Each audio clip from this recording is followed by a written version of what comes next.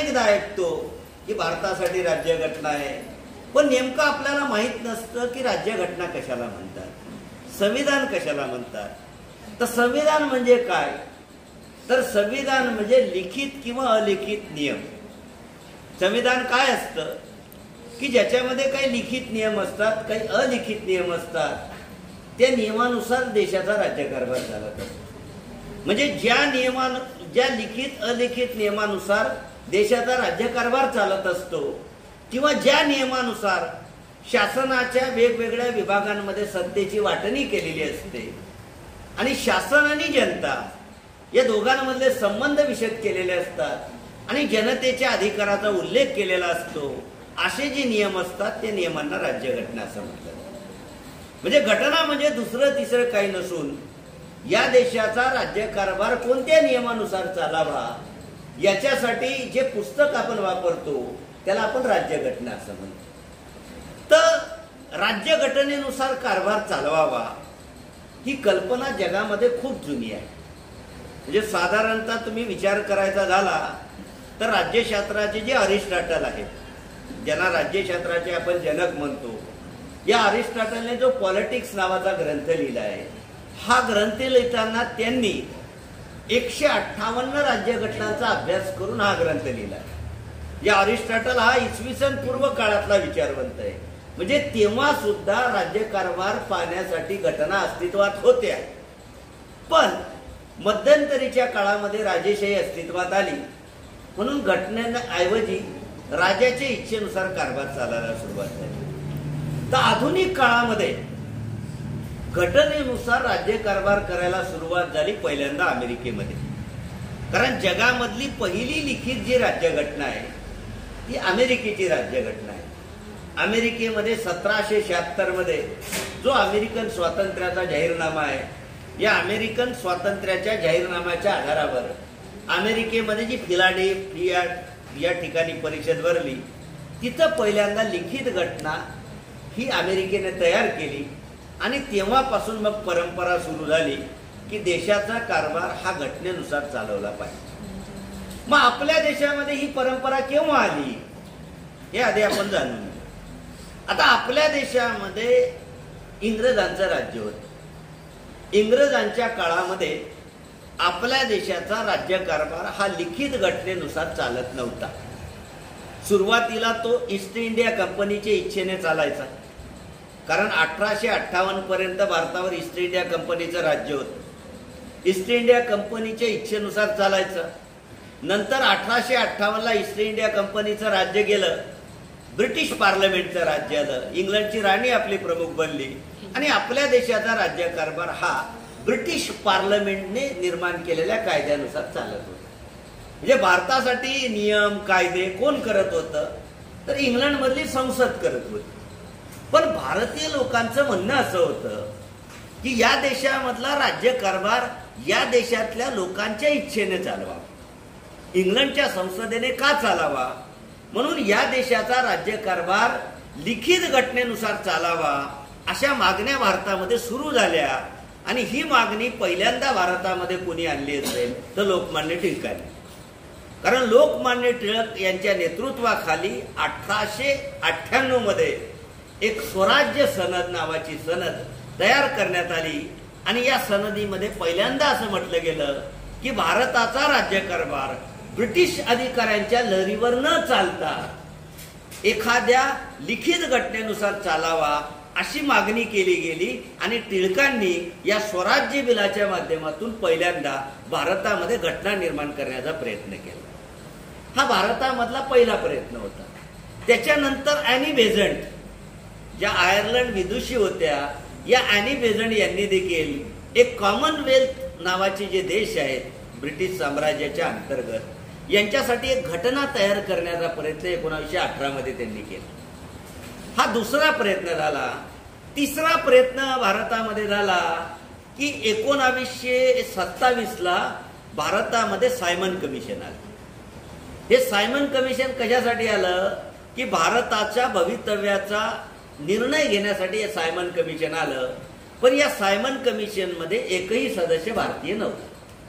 सर्वच्या सर्व इंग्रज होते म्हणून भारतीय लोकांनी त्यांना विरोध सुरू केला की भारताचं भवितव्य निश्चित करण्यासाठी एक कमिशन येत आहे आणि याच्यामध्ये एकही मेंबर भारतीय नाही. म्हणून त्या काळातले जे सचिव होते, भारत सचिव लॉर्ड बेकनहेड यांनी भारतीयांना चॅलेंज केलं की तुम्ही भारतासाठी एक घटना तयार करून दाखवा, सर्व लोक एकत्र येऊन. आणि त्यांनी जे चॅलेंज केलं भारत सचिवाने, त्याला उत्तर देण्यासाठी सर्व पक्षातले प्रतिनिधी मुंबईला एकत्र आले. डॉक्टर अन्सारी यांच्या नेतृत्वाखाली एक बैठक भरली आणि या बैठकीमध्ये मोतीलाल नेहरू यांच्या अध्यक्षतेखाली एक समिती तयार झाली आणि या समितीने जी घटना तयार केली त्याला आपण इतिहासामध्ये नेहरू रिपोर्ट या नावाने ओळखतो. हा भारतामध्ये घटना निर्मितीचा तिसरा प्रयत्न होता, परंतु हा जो नेहरू रिपोर्ट आला याच्यावरून भारतातल्या राजकीय पक्षांमध्ये मतभेद झाले. मुस्लिम लीगने हा नेहरू रिपोर्ट अमान्य केला, त्याच्यात काही सुधारणा सांगितल्या, त्या काँग्रेसने मान्य केल्या नाहीत, बाकी पक्षांनी विरोध केला, म्हणून हा बारगळला. नंतरच्या काळामध्ये 1934 मध्ये काँग्रेसच्या अधिवेशनामध्ये परत भारतासाठी लिखित राज्यघटना असावी अशी मागणी केली गेली, कारण त्याच्या आधी इंग्लंडमध्ये गोलमेज परिषदा भरल्या आणि या परिषदांमध्ये देखील भारताच्या भवितव्यासंबंधात एकमत होऊ शकलं नाही. म्हणून भारतासाठी घटना असावी ही 34च्या अधिवेशनात मागणी झाली. त्याच्यानंतर 36ला जे फैजपूरचं अधिवेशन झालं, याही अधिवेशनामध्ये भारतासाठी लिखित राज्यघटना असावी अशी मागणी केली गेली. वैयक्तिक पातळीवर जर विचार करायचा झाला तर भारतामध्ये पहिल्यांदा मानवेंद्र राय नावाचे जे कम्युनिस्ट विचारवंत होते, या मानवेंद्र राय नावाच्या कम्युनिस्ट विचारवंताने पहिल्यांदा अशी मागणी केली की प्रौढ मताधिकारावर आधारलेली घटना असावी. म्हणजे भारतासाठी अशी घटना तयार केली जावी की ज्या घटनेमध्ये लोकांचे प्रतिनिधी असावे अशी त्यांनी मागणी केली. नंतरच्या काळामध्ये 1939ला राजगोपालाचारी जे भारताचे गव्हर्नर होते, या राजगोपालाचारी यांनी घटनेसंदर्भात मागणी केली आणि या मागणीला ऑगस्ट ऑफर जे व्हाईसराय लॉर्ड लिलिथनगो नावाचे व्हाईसराय होते यांनी जी ऑगस्ट ऑफर डिक्लेअर केली होती, या ऑफरमध्ये पहिल्यांदा इंग्रजांनी असं मान्य केलं की आम्ही भारतासाठी एक ना एक दिवस घटना तयार करायला मान्यता देऊ. पण नंतरच्या काळामध्ये काँग्रेस आणि ब्रिटिश यांच्यामधले मतभेद वाढले. काँग्रेसने चले जाव आंदोलन सुरू केलं, म्हणून ही मागणी काही प्रत्यक्षात येऊ शकली नाही. मग भारतासाठी घटना तयार करण्याची पहिल्यांदा परवानगी जी आहे ती परवानगी दिली कॅबिनेट मिशन. 1946 मध्ये जे कॅबिनेट मिशन आलं, या कॅबिनेट मिशनने या देशाची घटना तयार करायला मान्यता दिली. पण कॅबिनेट मिशन नुसार जी घटना तयार झाली ती प्रौढ मताधिकाराने तयार झालेली घटना समिती नव्हती. ही गोष्ट लक्षात.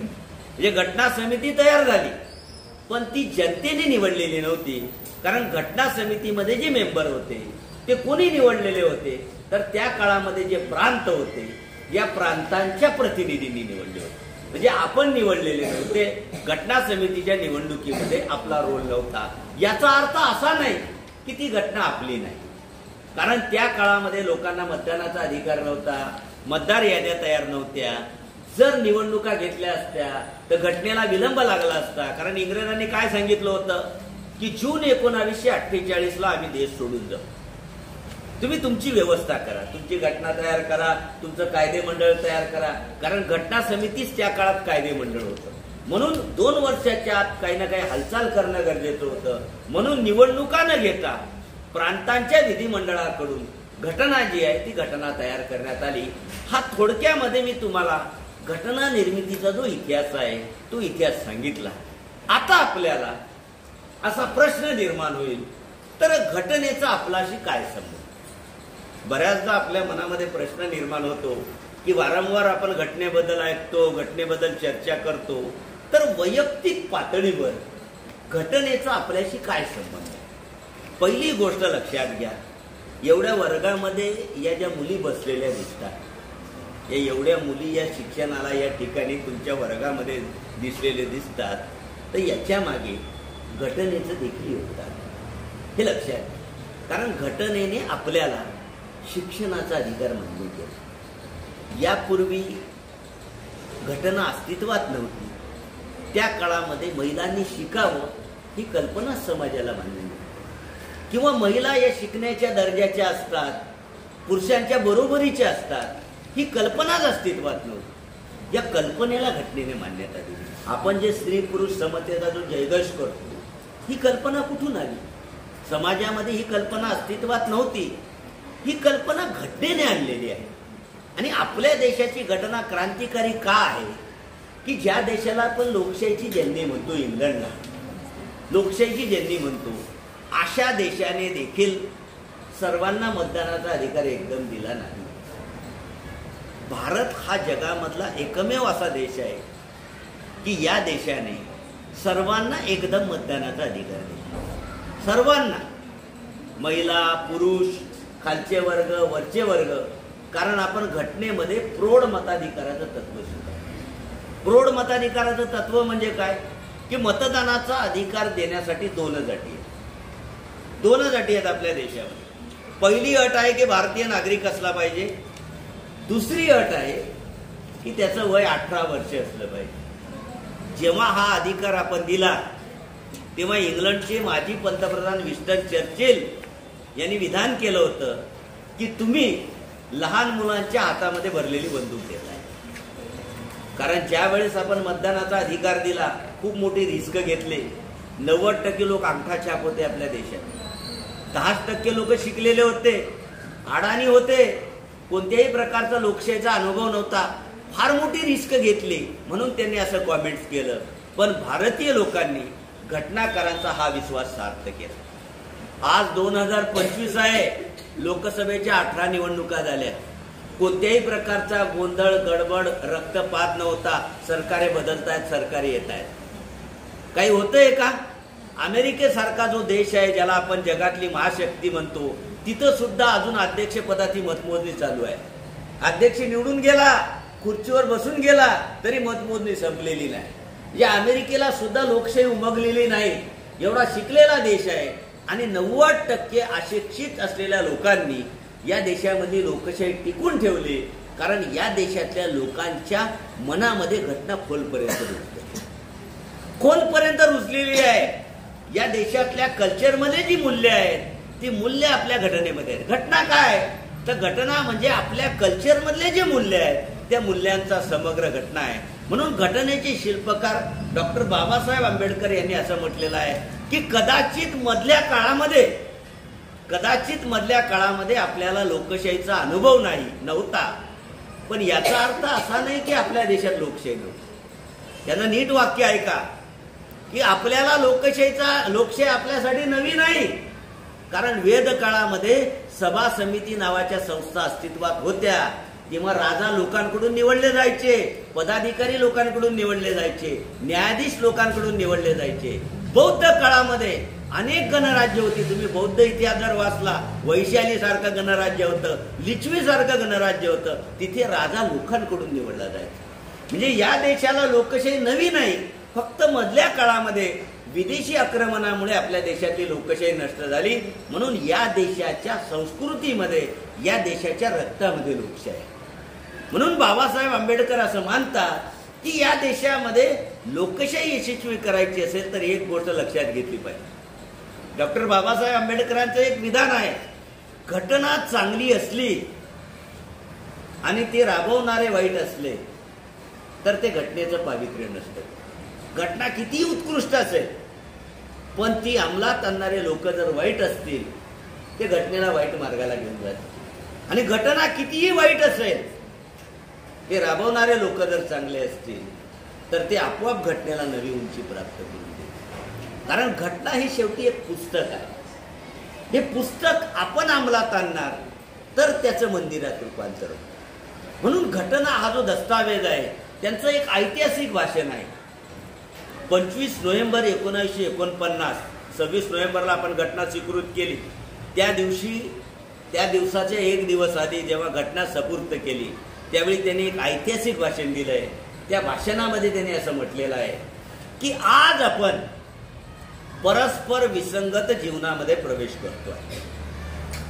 कारण आपलं जे भारताचं जे जीवन आहे हे परस्पर विसंगत होत आहे.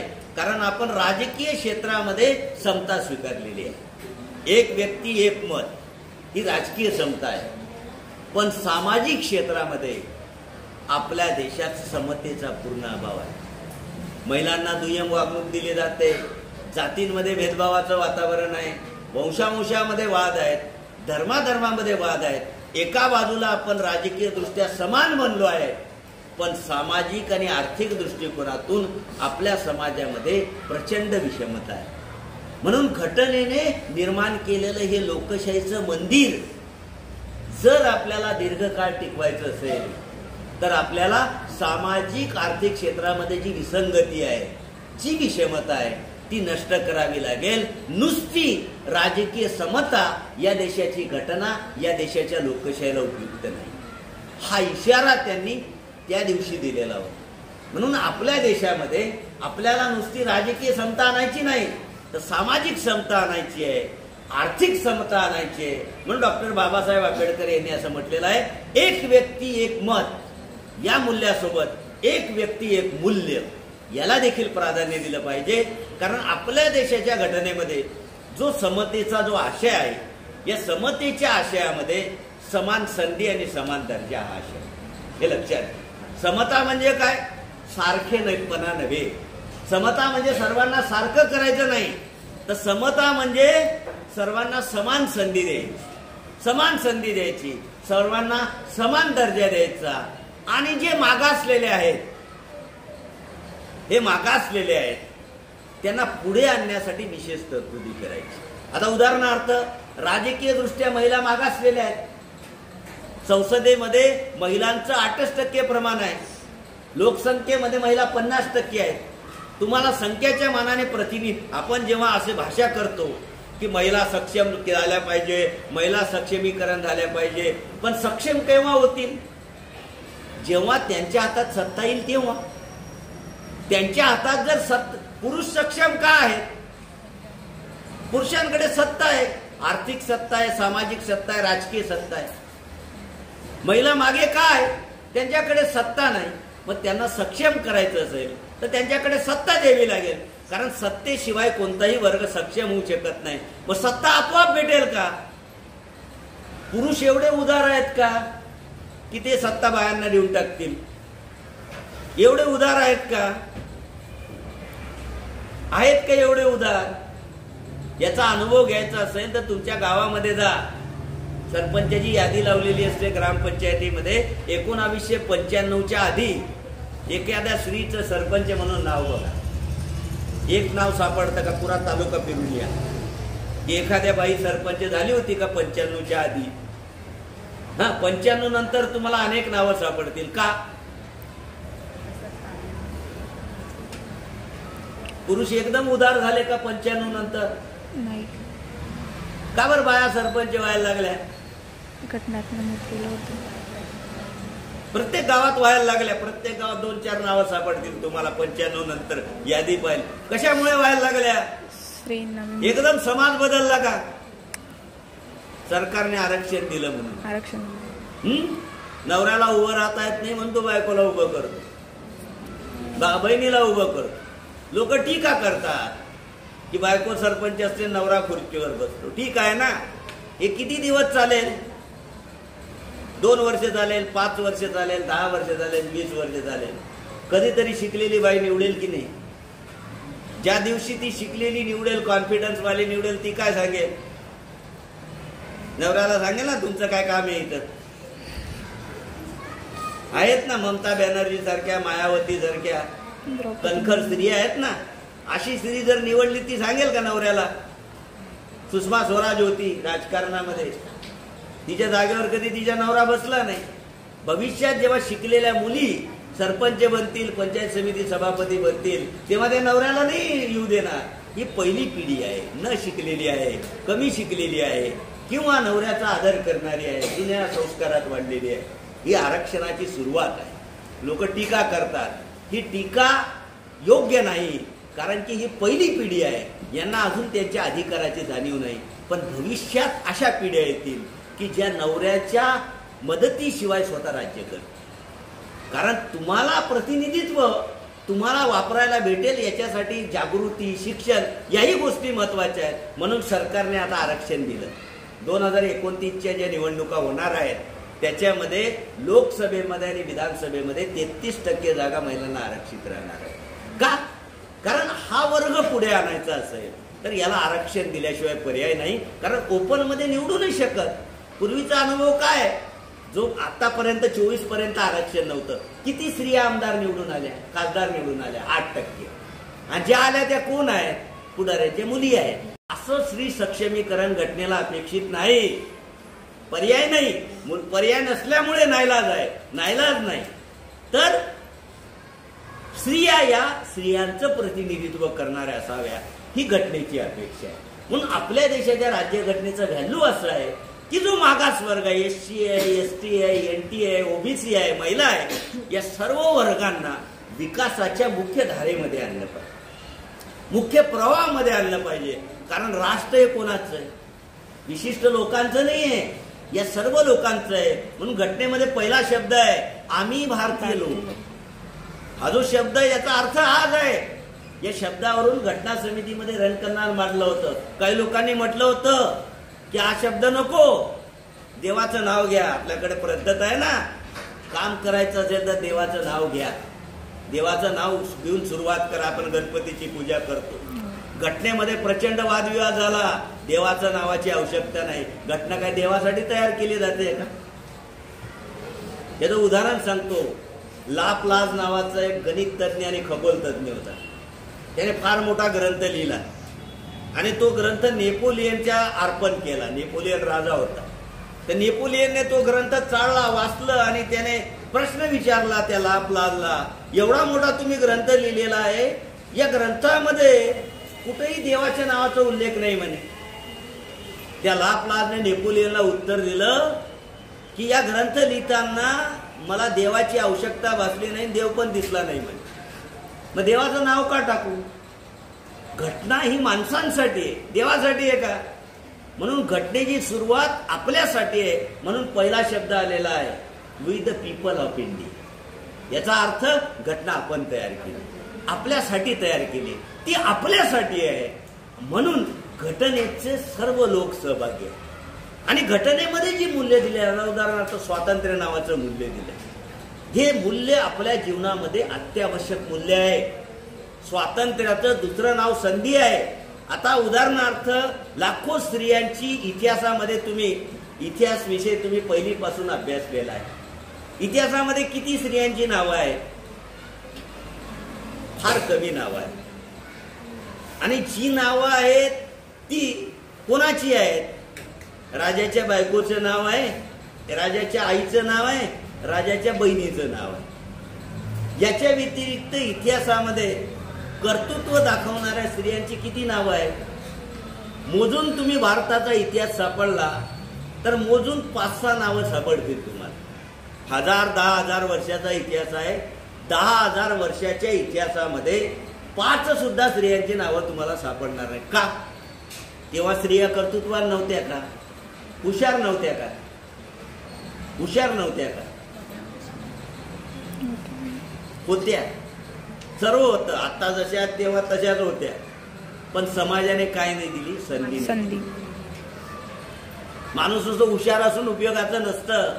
त्याला कुठंतरी व्यासपीठ मिळालं पाहिजे, कुठंतरी संधी मिळाली पाहिजे. आणि स्वातंत्र्य याचा अर्थच संधी. स्वातंत्र्य म्हणजे तुम्हाला तुमच्या क्षमता विकसित करण्याचं पूर्ण संधी जी आहे ती विकसित करण्याची संधी घटनेने दिली आहे.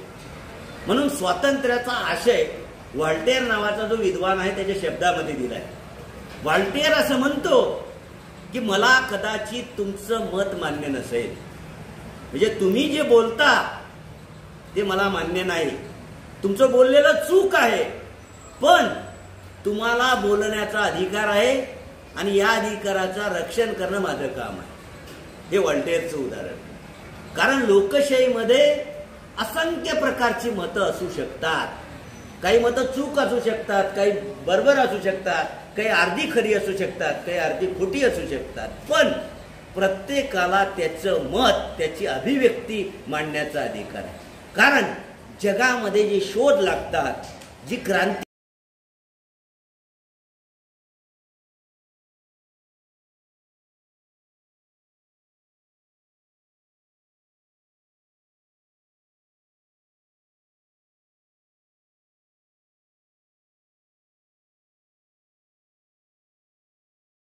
होते ती अभिव्यक्तीमधून होते, हे लक्षात घ्या. जगामध्ये जे वेगवेगळे शोध लागले ते आधी कल्पनेमध्ये लागले. डायरेक्ट विमान जन्माला आलं नाही, कथेमध्ये कादंबरीमध्ये जन्माला आलं. माणसाला पक्षी पाहून कल्पना आली की पक्ष्यासारखा आपल्याला उडता येईल का डायरेक्ट शोध लागला विमानाचा. कोणतीही गोष्ट आधी डोक्यामध्ये विचाराच्या रूपाने येते आणि ती जर मांडण्याचा तुम्हाला अधिकार नसेल तर पुढे ती कट होते, हे लक्षात घ्या. शोध लागतो, एखादी नवी गोष्ट समाजामध्ये जन्माला केव्हा येते, जेव्हा तुम्हाला ती अभिव्यक्त करण्याची मांडण्याची संधी दिली जाते. आणि अभिव्यक्तीची अनेक माध्यम आहेत, कथा आहेत, कविता आहेत, गाणे आहेत, अनेक चित्र आहेत किंवा हावभावाद्वारे पण आपण आपली अभिव्यक्ती करू शकतो. हे अभिव्यक्तीचं स्वातंत्र्य घटनेने दिलं आहे. कारण जर अभिव्यक्तीचं स्वातंत्र्य नसेल तर समाजाचं फार मोठं नुकसान होतं. याचं उदाहरण सांगतो. गॅलिलिओ नावाचा जो विद्वान आहे, गॅलिलिओ हे नाव ऐकलं असेल, खगोलशास्त्रज्ञ आहे, फार मोठे विद्वान होते. त्याने अनेक ग्रह पण शोधले. गुरुग्रहाचा शोध त्याने लावलाय, शनी ग्रहाचा शोध लावलाय, दुर्बीनचा शोध पण त्याने लावलाय. हा गॅलिलिओ नावाचा जो गृहस्थ आहे, याच्या आधी एक कोपर्निकस नावाचा खगोलशास्त्रज्ञ जन्माला आला होता. त्या कोपर्निकसने असं म्हटलं होतं की पृथ्वी गोल आहे, ती सूर्याभोवती फिरते आणि विश्वाचा केंद्रबिंदू सूर्य आहे आणि सूर्याभोवती सर्व ग्रह करतात, असं पुस्तक त्याने लिहिलं. पण हे कोपर्निकसचं म्हणणं खरं आहे की खोटं आहे हे सिद्ध करण्यासाठी गॅलिलिओने प्रयोग केले आणि त्याला आढळलं की हे सत्य आहे. आणि ते प्रयोगानिशी त्याने लिहिलं आणि जगासमोर मांडलं. त्याने मांडल्यानंतर इतके वाद झाले, कारण ख्रिश्चन धर्मामध्ये याचे उलट लिहिलं होतं. बायबलमध्ये काय लिहिलं होतं, पृथ्वी सपाट आहे, पृथ्वी सपाट आहे, पृथ्वी भोवती ग्रह फिरतात, विश्वाचा केंद्रबिंदू पृथ्वी आहे. हे बायबलने कुठून उचललं होतं, तर फार पूर्वी टॉलेमी नावाचा एक खगोलशास्त्रज्ञ होता, त्याने हे लिहिलेलं होतं. ते जसंच तसं कॉपी करून बायबलमध्ये आलं. लोकांनी त्यांच्यावर विश्वास ठेवला. बायबलने सांगितलं म्हणजे बायबल कोणाचा ग्रंथ आहे, देवाचा ग्रंथ आहे ना. येशू ख्रिस्त ख्रिश्चन धर्मामध्ये देव आहे, देवाने सांगितलं म्हणजे खरं आहे. जेव्हा गॅलिलिओने सांगितलं की हा देवाला खोटं पाडतो, असं म्हणणं म्हणजे देवाला खोटं पाडणं, गॅलिलिओला ताबडतोब उचलून जेलमध्ये टाकलं. अनेक दिवस जेलमध्ये ठेवलं. त्याच्या मित्रांनी त्याला सांगितलं की माघार घेऊन घे, जेलमध्ये सडून मरून जाशील. गॅलिलिओने खरं असून सुद्धा माफीनामा लिहून दिला की मी जे सांगितलं सर्व खोटं आहे, बायबलमध्ये जे सांगितलं ते ओके आहे. समाज एखादी गोष्ट सांगतो म्हणून सत्य नसतं, हे लक्षात घ्या. समाजातल्या सर्व लोक हे म्हणतात म्हणून हे खरं आहे असं नाही.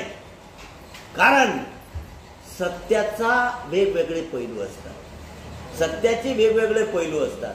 आणि हे जर जाणून घ्यायचं असेल तर आपल्याला वेगवेगळे पैलू मांडण्याचा अधिकार असतो. म्हणून गॅलिलिओला त्यावेळेस अडवलं गेलं. त्याचा परिणाम असा झाला की युरोपमध्ये विज्ञानाला ब्रेक लागला. 14व्या शतकामध्ये जे प्रबोधन युग आहे ते 18व्या शतकापर्यंत लाभलं.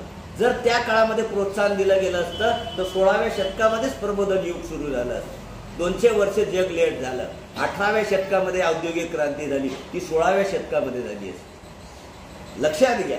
कारण त्या काळात लोकांना मांडण्याचं स्वातंत्र्य नव्हतं, नवी गोष्ट सांगण्याचं स्वातंत्र्य नव्हतं. कारण एखादी नवी गोष्ट जेव्हा येते समाजाला ती पटत नाही, समाज त्याला विरोध करतो. पण त्या नव्या गोष्टीमध्ये नव्या प्रकारचं सत्य असतं. म्हणून हे अधिकार तुम्हाला घटनेने दिले, हे लक्षात घ्या. घटना का उपयोगी आहे, घटनेचं एवढं महत्व काय आहे, कारण घटनेच्या माध्यमातून आपलं म्हणणं समाजापुढे तुम्ही मांडू शकतात. कारण या देशाच्या घटनेने जे मूल्य दिले आहेत, स्वातंत्र्य, समता, बंधुता, न्याय, न्याय नावाचं जे मूल्य आहे समाजामध्ये, याआधी न्याय नव्हता. वेगवेगळ्या वर्गासाठी वेगवेगळा. आता ब्रिटिश काळामध्ये ब्रिटिशांसाठी वेगळे नियम होते, आपल्यासाठी वेगळे नियम होते. एकाच मिलिटरीमध्ये हिंदू माणसाचा पगार आणि इंग्रज माणसाच्या पगारात फरक होता. इंग्रजांना जास्त पगार दिला जायचा, हिंदू माणसाला कमी देत. काम सारखं होतं, महिला पुरुषमध्ये पण असं होतं. तर या सर्व प्रकारचा अन्याय, सर्व प्रकारचा जो भेदभाव आहे, तो सर्व प्रकारचा भेदभाव हा घटनेने नष्ट केलेला आहे. म्हणून पंडित जवाहरलाल नेहरू यांनी जे भाषण दिलंय 15 ऑगस्ट 1947ला, नियतीचा करार नावाचं एक भाषण आहे. या नियतीच्या करार नावाच्या भाषणामध्ये त्यांनी असं म्हटलं आहे की सारं जग झोपलेलं असताना कारण 12 वाजेला आपल्याला स्वातंत्र्य मिळालं, रात्रीचे 12 वाजता सारं जग झोपलेलं आहे आणि सारं जग झोपलेलं असताना आपण आपल्या देशाची नव्याने सुरुवात करतो आणि हा देश नव्याने उभा करण्यासाठी घटना समितीचं फार मोठं योगदान आहे. म्हणून या देशाची घटना जी आहे, तर या देशाच्या स्वातंत्र्य आंदोलनामध्ये जे काम करणारे लोक आहेत, या स्वातंत्र्य आंदोलनामध्ये काम करणाऱ्या लोकांची मेहनत आहे. त्यांनी उद्याचा भारत कसा असावा याचं भवितव्य आहे. म्हणून भारताची राज्यघटना आशिया खंडामधली एकमेव अशी राज्यघटना आहे की जी 75 वर्ष टिकून राहील.